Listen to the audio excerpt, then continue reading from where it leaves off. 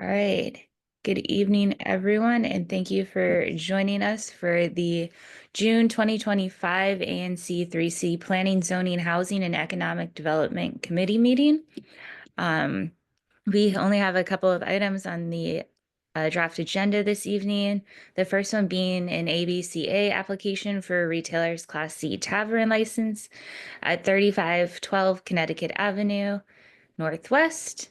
The nature of the operation is the Class C Tavern with 104 seats and a total occupancy load of 104, a Sidewalk Cafe with 38 seats, alcohol carryout and delivery endorsement, along with extended holiday hours endorsement. So Dee has joined us this evening, and if you want to give us a brief about what you have in mind here, that would be super. Floor is yours. Good evening, everybody. Thank you for having me. And as you all know that I have I purchased Indeed from the previous owners, and we were in preparation for transferring the ABRA license to operate the liquor in our premises. So we applied for a new registration and we are waiting for the license to be issued. And I need your support to get the ANC recommendation to the ABRA. Super. And you are interested in our support for both the stipulated and the permanent licenses, right? That's correct. Okay. Jay, this is in your SMD. Yes. So does anyone, including yourself, have any questions here? I think that's everything I need to know. Sounds great. Hey, Cool. Jay, happy to see you here. Happy to see you too. Thank you. Were you raising your hand? Yeah, I mean, just is there anything materially different between the Indeed license and what they're applying for? There is no difference. Thanks. Thank you, Bob. Is there anything different between the license that you have and the license you're applying for? It's just upgrading to liquor? No, there is No. there is nothing new on the operations or the license what we are applying. Cool. All right, so just to let you know, next steps, as long as we don't hear any complaints from the community, which if you're not changing anything and you haven't done anything wrong, I don't see why we would. We will get the letters for both the stipulated and the permanent letters of support. We put them on the consent agenda for our regular meeting, which is going to be on June 16th. And then you don't need to show up or present or do anything. We vote on the items that are on the consent agenda. And then those are approved with our approval of that segment of Thank you the so much. meeting. Thank you so much. Yep. I appreciate your support. Thank you. Yes, absolutely. And then we'll be able to get those right over to the folks at ABCA. Thank you so much. We're getting dinner Have a from good your evening, restaurant tonight. everybody. I didn't hear you. I said we're getting dinner from your restaurant tonight. Thank you so much. You are most welcome. Thank you. Enjoy You the are rest of welcome. your evening. You're Thank you. welcome Bye-bye. to stay for Thank you. your budget hearing, but you can go. Thank you. Thank you. Bye-bye. All right. So the next item I had on the agenda for discussion was initial thoughts and anything anyone in this committee wanted to propose to respond to the mayor's budget proposal. It's obviously on a much faster timeline this year. The council is expected to have the first vote on it, I believe the 15th or 16th, literally one day before of July, one day before the RFK deadline. That's set. So if we wanted to get anything substantial in, before the council committees mark up the bill or the budget, we would want to ideally do that at our vote on that, at our June 16th meeting.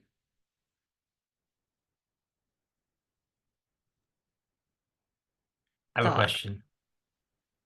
Okay, go ahead. So I mean, one of the things that I think would be relevant to us would be if there's any changes, and I don't know the answer to this, any changes to funding for main streets. I know those are variable, and in years past, in tight budget times, those have been things that have been dialed back on. I'm just curious if anyone knew if there was continued same level funding for main streets or reduction. I can look into it, but that's just one of the things I was thinking about. I don't know, because the budget books that are the best places to find information like that weren't really released like until late or last week, if at all, I think. They're indecipherable anyhow. Well, yeah, most of this whole thing is. But the other thing I should note is that the mayor's hosting a budget brief tomorrow evening for ANCs and community organizations and the like. So that would be an opportunity to ask a question like that. So, if I'm happy to throw that out there at that session tomorrow evening, since I plan on attending, to ask questions like this, because I do not have time to read this entire thing in the time that it has been given. And I used to complain that budget season was too long, much like the NBA playoffs. My opinion about that still stands, but now this is just not great. Kathy? Yeah, I gotta stop laughing there. I think the one of the easy things to stand out. I mean, because heavens, I'm not going to look at the whole darn thing either. But the mayor, both in her public remarks and in the press release they put out on the budget, highlighted the Rental Act. The all caps Rental Act, which is of course our expectations, and what is it, reestablishing expectations of neighbors, and landlords and tenants. And she does intend a major shuffle, and part of that is what is Title IV of that bill, and that goes to TOPA rights. And I think everybody who's on here knows what TOPA rights are all about. We have in our area, obviously, a lot of renters. The current state of affairs is that all renters, regardless of what kind of building you're in, if you're a renter, you have a collective right in your building to purchase. And there is no doubt about the fact that the way that the right is mostly utilized is not in successful efforts to purchase buildings. We have a lot of large buildings around here, and not a lot of likelihood that purchase is going to take place. However, it is used as it is up at the Albemarle building, the Avalon building, to give tenants an opportunity to talk to the new purchasers, to get a sense of what it is that they have in store, including whether they can keep the place where they're living their home. And if you take away a right like that, it's significant. Now, most of the older buildings in town, I mean, the bulk of rental housing is not going to lose the TOPA right. But the idea is that for buildings going forward, they will not have, the tenants in those buildings will not have TOPA rights for a long period of time. I think in the mayor's bill, it's like 25 years. There are some people who are saying, well, maybe 15, this or that. And for folks who live like where I do, which is in a section of a building that was completed within the last 25 years and is at market rate, we would lose those type of TOPA rights. There's, you know, the way that it's all defined, it would be a real mishmash because, you know, I'm in the Kennedy Warren. There was substantial rehab of the entire building. Our section was completed in 2004. So that's 21 years ago. It's within this 25-year, you know, thing that's considered, I suppose, a new building. But if there's a way they have of assessing whether they consider you market rate. I mean, the new wing, you know, definitely is going to be at market rate. But even the older rent stabilized part, you don't know. Anyway, this isn't a story about the Kennedy Warren, but it is a story of renters losing a right that they've had since like 1980. So it is kind of significant, worth thinking about whether you want to bring it up. I have to tell you, I don't think there is a surge that I am aware of in this neighborhood of interest in it, except that Robert White held that session at our library maybe 3 or 4 weeks ago. And at that session, there was and he focused almost the whole session on TOPA.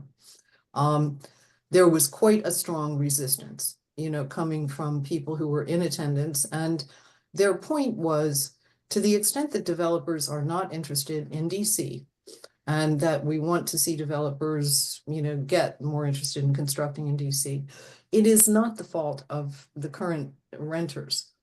And it is not the fault of the fact that TOPA exists. It has to do with the fact that we have the highest delinquency level in the country.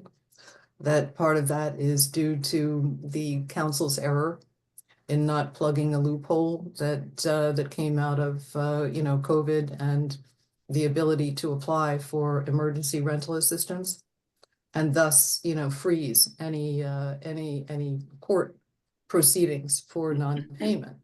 In any case, there are things like that and DC regulations that we all know about, and the slowness of the court system, that I think most of us would say those are the reasons, if any, that you know, that developers are not coming in addition to the kind of precarious economic situation of the district at the moment. But none of this goes to whether you know, current tenants in the district should be losing what rights they have at the moment and have had and expected to have throughout. So anyway, there's something to talk about. I did sit in on some chunk of the 10 hours worth of hearings that Robert White held last Wednesday. Did anybody else?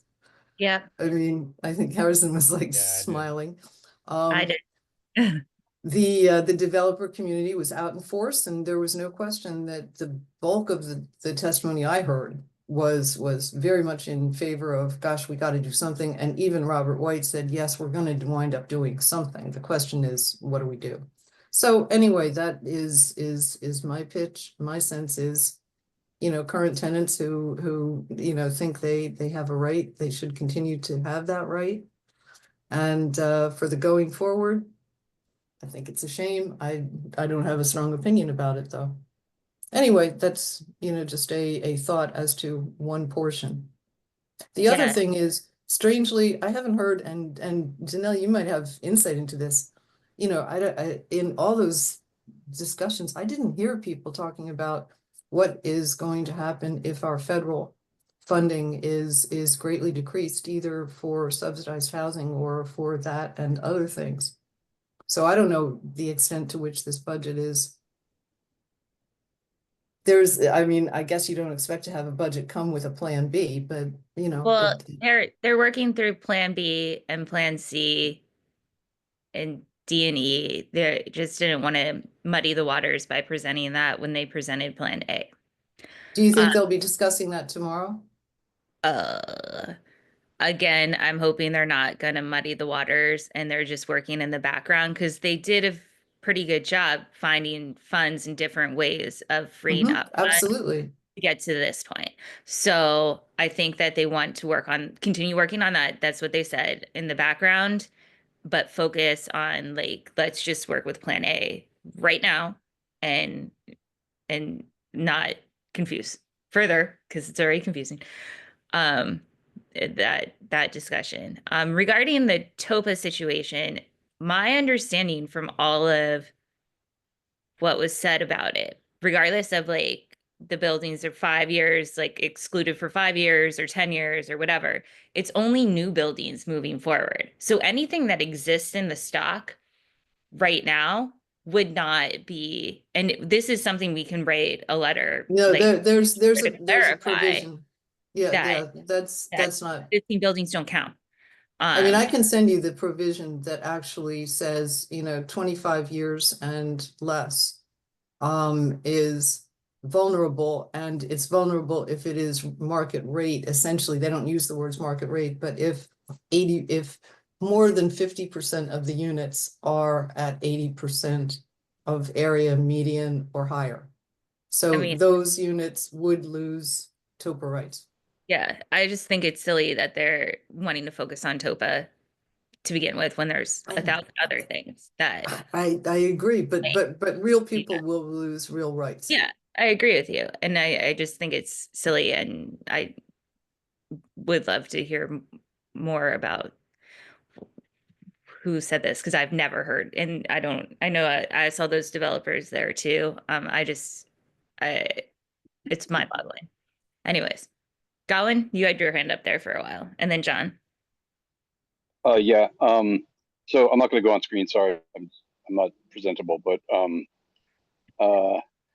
the one mainly a process issue. Well, first an expression of interest, which is that I think there are a lot of like unknowns and variables and uncertainty about the budget going forward this year and into the future, which makes it all the more important that we try to engage.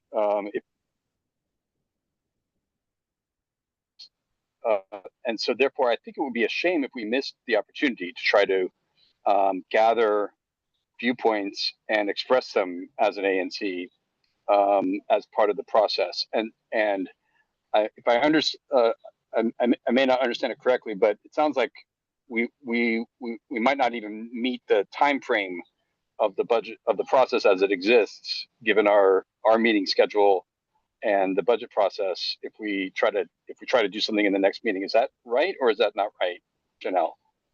If we do it in the next meeting, we would make it. July would probably be too late because Yeah. it would be after their first vote. I think if Yeah. you should get like the priorities stuff in, and then if there's subsequent stuff that we find later on that we think is nice to have, depending on the level of like what we're seeing come out of those markups, we can call a special meeting and vote on something. But it's hard to say with like such a tight timeline, it being summer, right? Because we need to have a quorum. And like, yeah.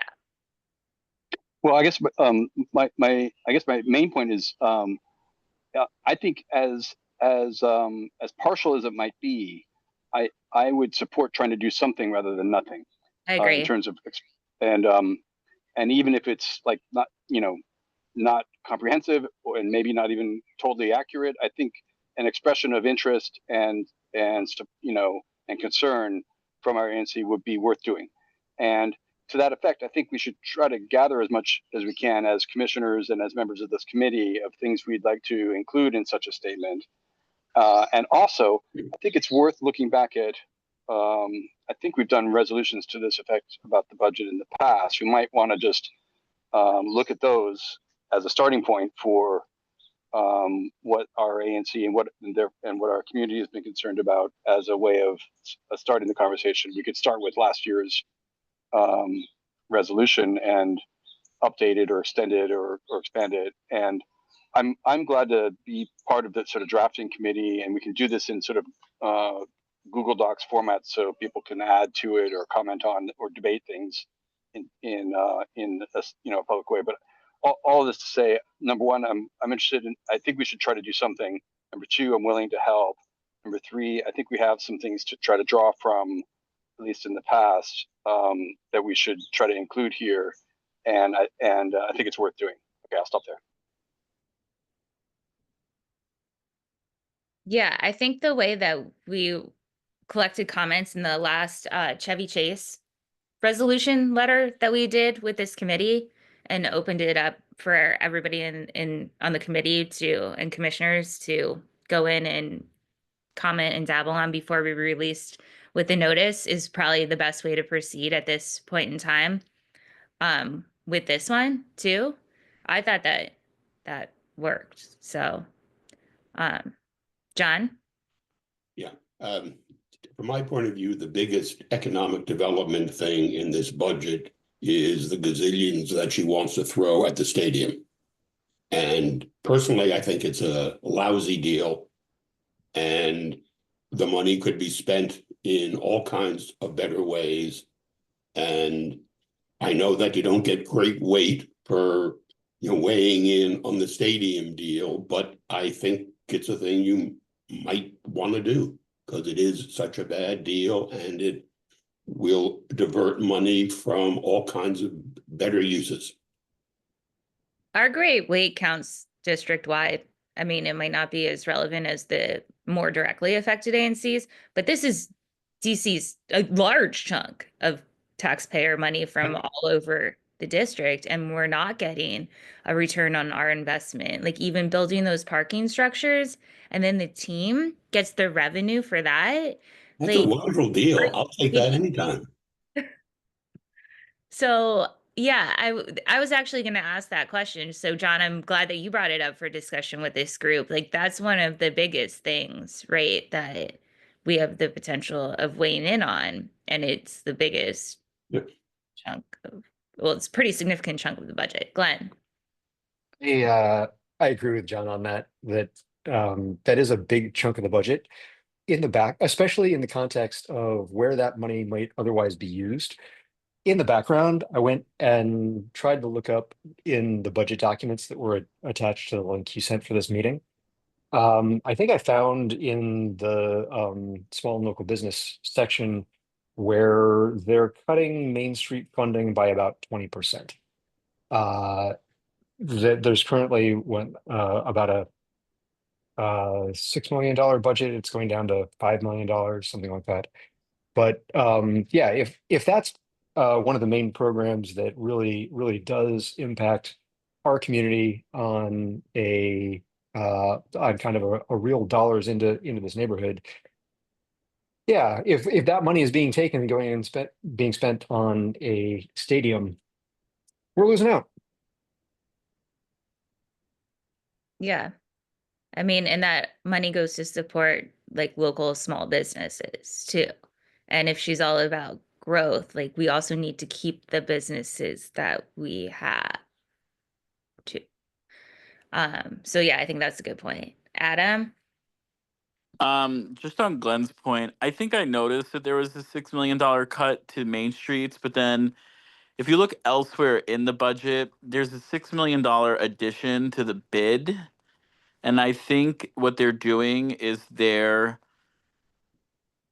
are some main streets and bids that overlap with each other, like DuPont Circle and I believe H Street. And also I think there's a Noma bid and a Noma Main Street. And I think they're just deciding that they're moving forward with a bid and not with a Main Streets program.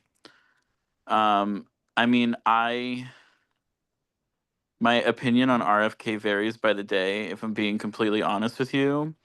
I view it I was more in support of the Capital One deal just because that arena and that area gets used like 363 days a year as opposed to 8.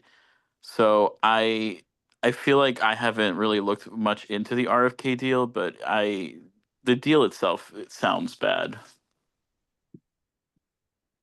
Okay. Jay? Yeah, I think echoing the comments about the RFK stadium just being a terrible deal. I mean, I generally don't think of stadiums as a good use of taxpayer money in general.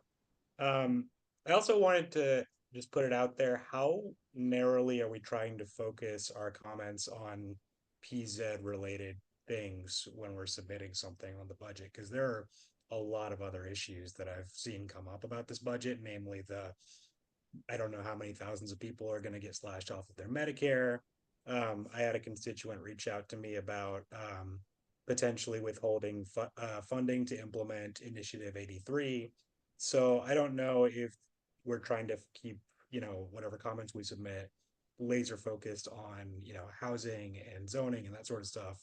But if there's room to kind of expand into other areas, I think there's a lot of problems with this budget. And I'm going to be also at the meeting tomorrow.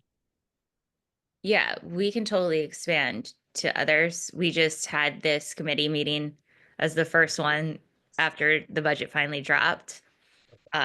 So, we can start with that and then feel free to carry on, if you will. Okay. It's just we were gonna struggle to get other committee meetings stood up like before we need to send the notice next Monday for the following Monday's full meeting. Right. Makes sense. Yeah. Adam. I just want to say that obviously can you hear me? Yeah. That this year is not normal. Like usually in years past, we've set up a transparency and public processes meeting to deal with the budget letter, but we are delayed significantly because of the mayor's time frame here. So we just don't have the runway to do that at this point. I mean, we could submit something in between the two votes, but I think it's better to get something out in June. And I mean, I'm obviously happy to draft it like I did last year and take comments from everybody, or at least start drafting it, is what I meant to say. Sorry, it's been a long day for me. I'm like rambling. I don't mean to. It's okay. Mac. And I could just be reading this table wrong. I was perusing to see what they're going to do with the Office of Planning, and it does seem like they're also cutting the budget for the Office of Planning by several $1 million, which I find a bit counterintuitive, given that we're trying to make it easier to hopefully build buildings in denser parts of the city. That could just be I missed something and they're doing a reorganization. But it is concerning when they're cutting like community planning and neighborhood planners when we're trying to like get this Connecticut Avenue upzoning over the finish line. So definitely would like to include something in opposition to that in any form of letter we write. Yeah, there are a couple of line items in there for neighborhood planning, hiring outside consultants for those projects. And then I've been noticing that a few, like the Southwest waterfront area, that whole federal, like by the Forrestal building, there's supposed to be about $750,000 in the budget to study that area. And I think that that's buried in the deputy mayor's for planning and economic development bit of the budget, which I believe that oversight hearing is on Wednesday, and they usually post some more somewhat clear documents attached to that. So I think that some of those like revitalization type of planning efforts are going to come out through an RFP process under the deputy mayor rather than the Office of Planning. Make it make sense. I will not do, because my salary doesn't cover that kind of level of explaining, but yeah, I was looking for some of those things that I knew were going to be in there too. Okay, yeah, it just looks like they're drawing some offices down to zero if I'm reading the the table right, which is weird. I don't know. Like if you look at their thing for community planning and design, the fiscal 2026 request is zero. Yeah, so that's probably, it could be a number of things. There's also in the Department of Buildings oversight hearing, they just realigned a lot of the positions. They called it crosswalks to like what people are actually doing versus like what was in budgets in the previous iterations when they were still one big DCRA happy place. So it wasn't like zeroing out a position. It was just making it align with what that person moved into that was more clearly and better defined in a different way. And they were told their homework was to get the crosswalks in alignment and say how these things worked. And that's where I learned the term crosswalks regarding budgets. You're welcome.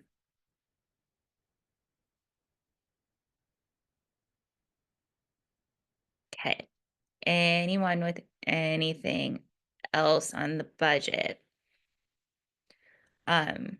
And I'll ask around to some other ANCs that I think are going to also be working on both like larger budget things in addition to like their more hyper local projects. Like obviously we're probably not going to care much to weigh in about the South Dakota Avenue safety project. We'll probably want to weigh in more on Connecticut Avenue, right? But like there still might be the comments about like Jay, what you were saying, like the cuts to healthcare and those kinds of aid services that other ANCs identify too, and I'll capture those.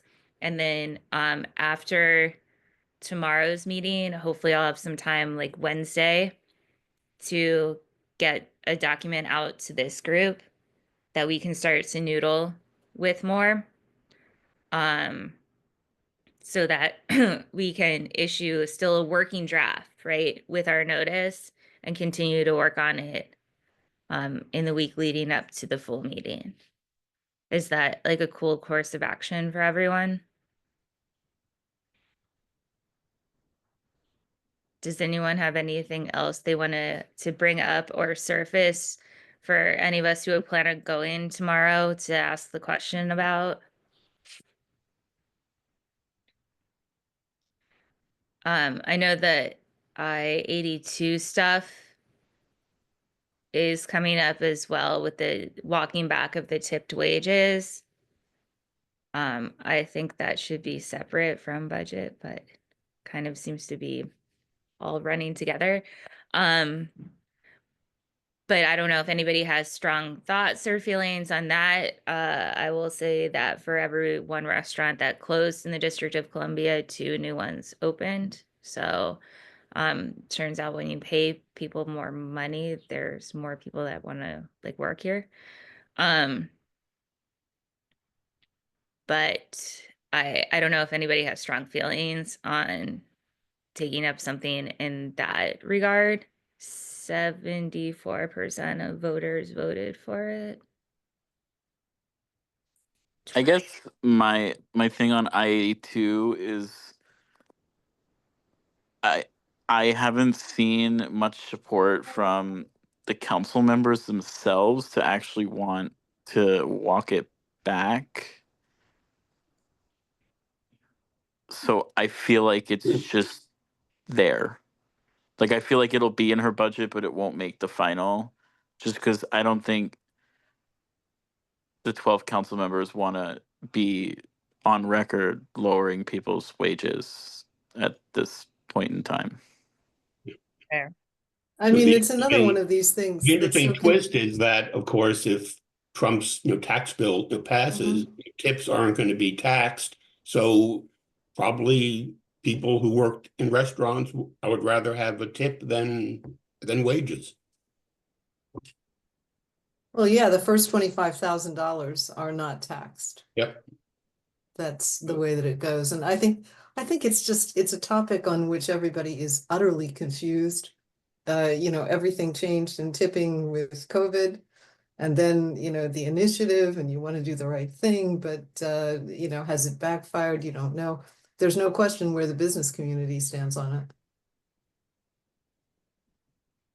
I have forever just wanted the price of the thing to be the price of the thing. And I don't like to do math, especially, at the end of a lovely time with friends. Like, I don't know who's adding a service charge, who's not. Like, just tell how much does it cost to do the thing and then charge me accordingly and pay your people a fair wage. Like, Do it It's- like Europe, just right. do it. There's the Teamwork. price is the price. That's it. They get up from the table and you're done.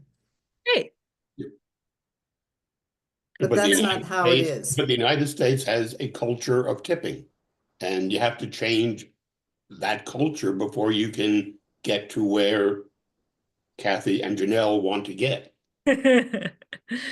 Yeah. Well, I wish we'd start somewhere with it, but it seems like quite a boulder up a hill here. I will say, I just came back from Italy, and they love the Americans there because they still tip because they don't really know better. So they just love us, and I will stand by love this you statement. anyway, Adam. I will stand by this statement later that they think that Americans are nasty, but I have never encountered more rude people in my entire life, and I'm saying this as an Italian, than the Italians. And thank you for coming to my TED Talk. All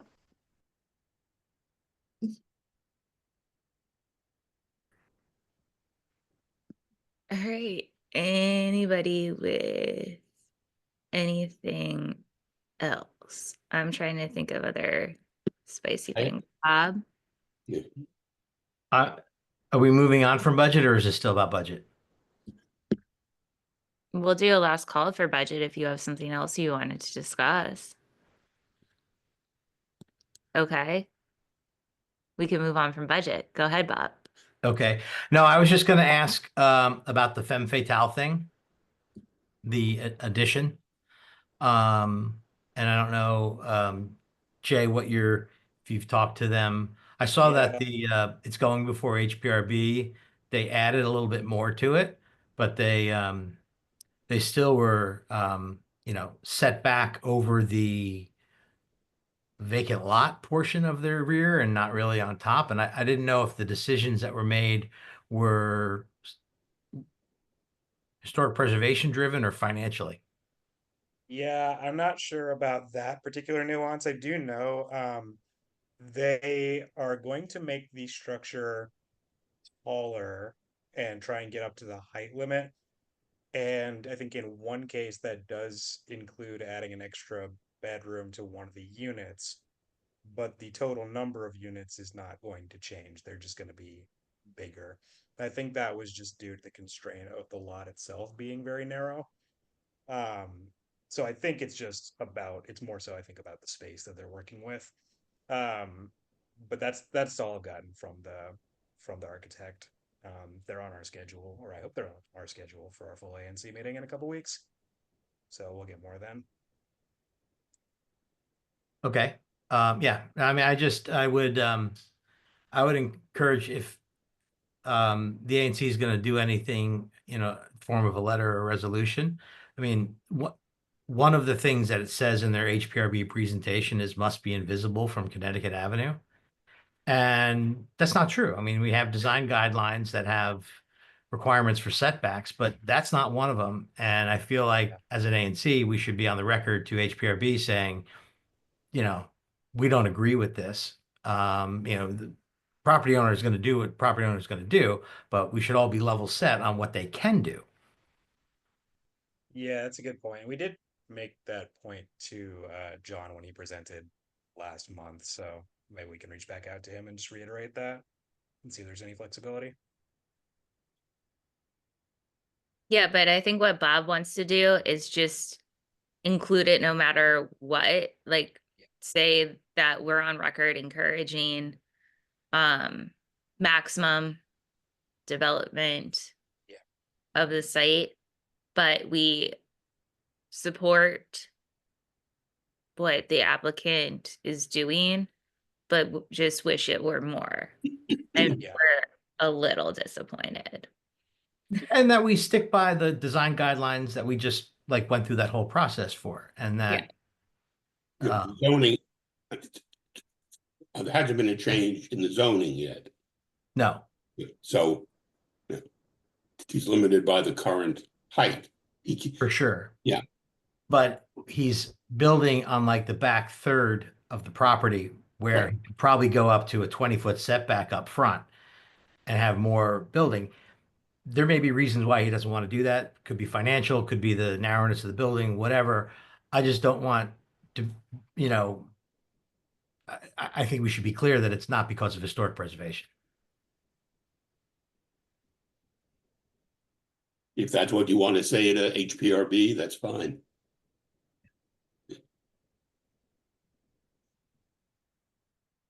And not for nothing with a zoning thing, if a property owner wanted to move forward with going after the upzoning of these properties that were in the design guidelines, there's nothing stopping them from doing that. They don't have to wait on OP. So, and OP is about to set this down, like, or file for the set down any day now. As Bob refreshes the screen, looking at that calendar. John? The only question I wanted to raise was, I think this is the third of our meetings in a row where we've had a liquor license application. And in the years I've been following ANC3C, you've never opposed a liquor license application. I'm not sure why we're taking the time of the restaurant owner who probably has better things to do than to entertain us. The guy who was here earlier tonight, I mean, it was only 5 minutes of his time, but he was obviously in his car trying to go to somewhere. So unless we think there's some issue, I'd suggest that we not take this, you make this part of this committee's regular agenda. Well, they're not my rules, they're ABCA's rules. And we have to go to the committee? They have to, well, they can go to the full ANC meeting, but that seems like a bigger waste of time. That's why we have them come here for 5 minutes and then go on the consent agenda, and then we can issue the letters, and we have to do it in that formal way with the vote count and all of the stuff. So this is just a way where, because that's all like legal record now when it goes to ABCA. So they can come back and say that they went to the ANC and that they talked to us. Do they have to do that? Because just for years, 3C just approved them without, you just supported them, without having people come. And the rules have changed, but that's okay. Well, we follow rules now, so that's a bit of a change.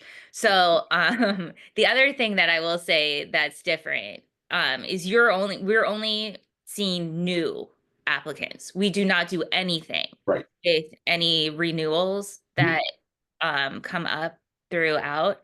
And it's only been more recent that there have been actual new applications that weren't just renewing. And that's great to say, like, that's okay, good. Lovely, we're getting new businesses. So there's also that is different than the past. Okay, well, if they don't come here, if they would have to come to the full commission, then I think they ought to come here. But as I said, for years they never went anywhere. Yeah, and there again weren't that many like new ones with the frequency that we're seeing now. So, but yeah, I mean, that's a fair question, and it's a little bit annoying, but I did have to do a few redos with ABCA stuff. I think when we first started getting a number of applications last term, where I was trying to send the stipulated and permanent support together, can't do that. And it was even like, they're like, it's on page 78 of the training you took one time, like 6 to 12 months ago. So why don't you go look it up, and why don't you know it? And it's just like, we don't do it all the time. So I get what you're saying, John, like, because we weren't doing it all the time, we were doing it wrong. We fixed it though. I was set straight and took the training again. All right. Anybody with anything else? I just will mention that the Wardman is open for tours starting on Tuesday, June 10th.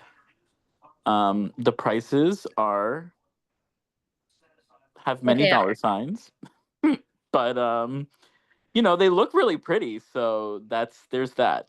But they are open for tours on June 10th, and I can't wait to go and look at them and see what I will never afford. They've been open for a while. I took a tour last weekend. Yes, so you could go for a hard hat tour now. There no more hard hats required on the 10th. So you could just stroll up and be like, I'm here, and then move in, start the week after. Yeah. I was disappointed in the quality, personally. But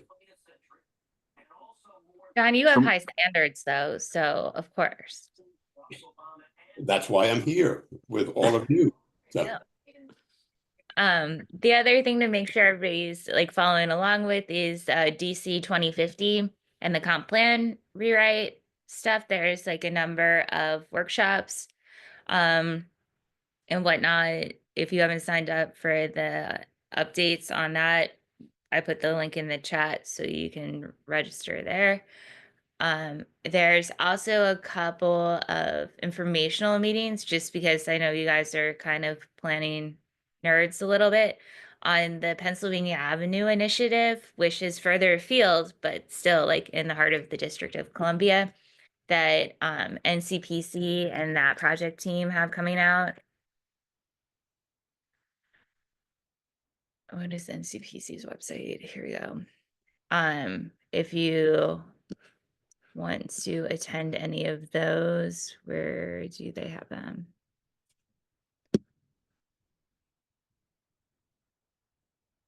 I just saw it earlier when I was at work on their site. But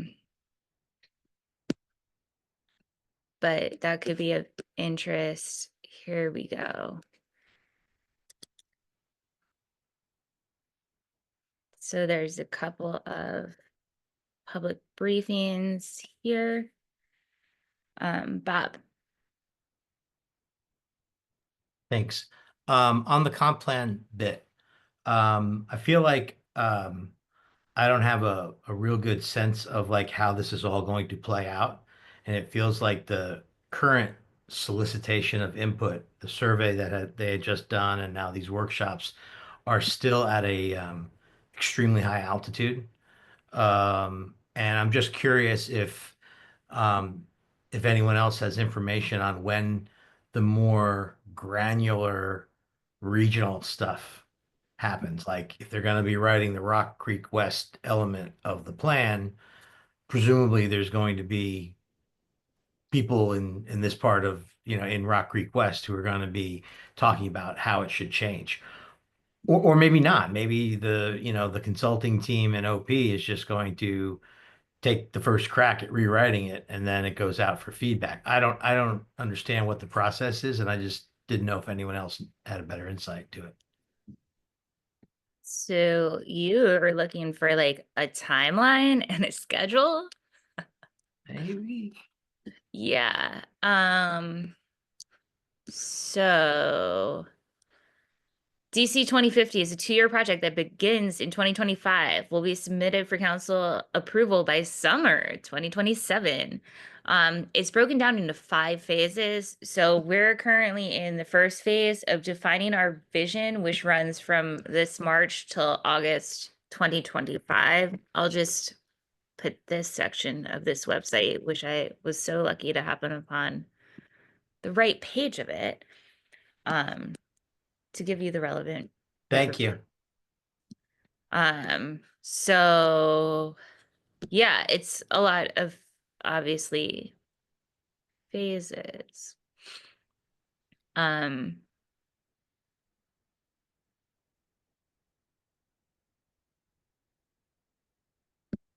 But yeah, it kind of does look like they're gonna take the first crack at it and then get people to respond to that, and then take the input from that response to the response to draft.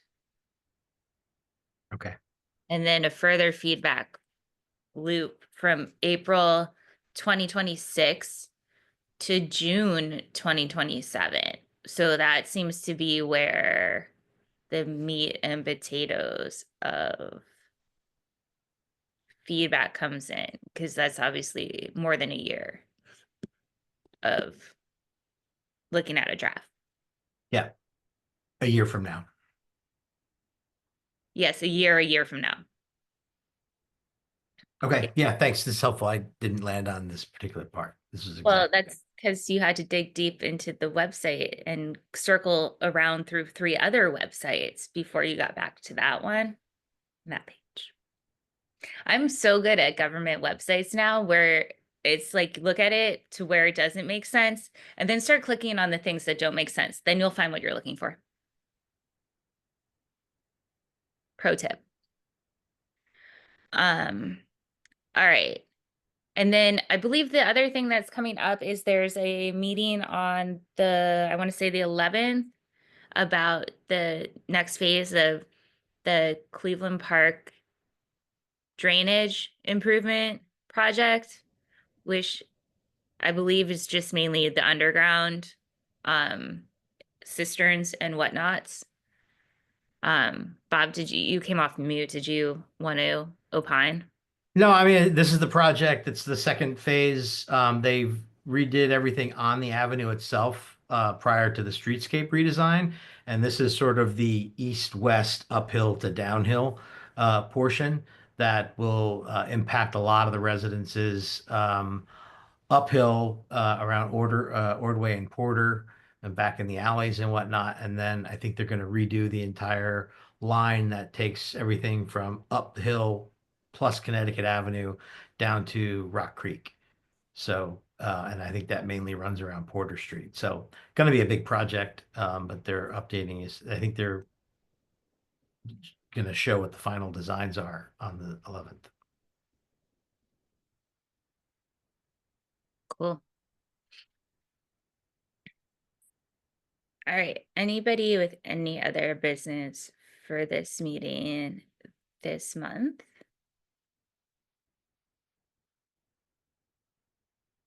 Alrighty. By the way, the signage for Cork is up. So there's that. And then also the signage for, speaking of these liquor licenses, the Yours Cafe down in Woodley Park. They have a nice little wraparound of tantalizing future food choices. So yeah. Happy summer, spring, everyone. And thank you again for your time, and look forward to collaborating on this budget stuff. Thank you. Thanks. Thanks much. Thanks.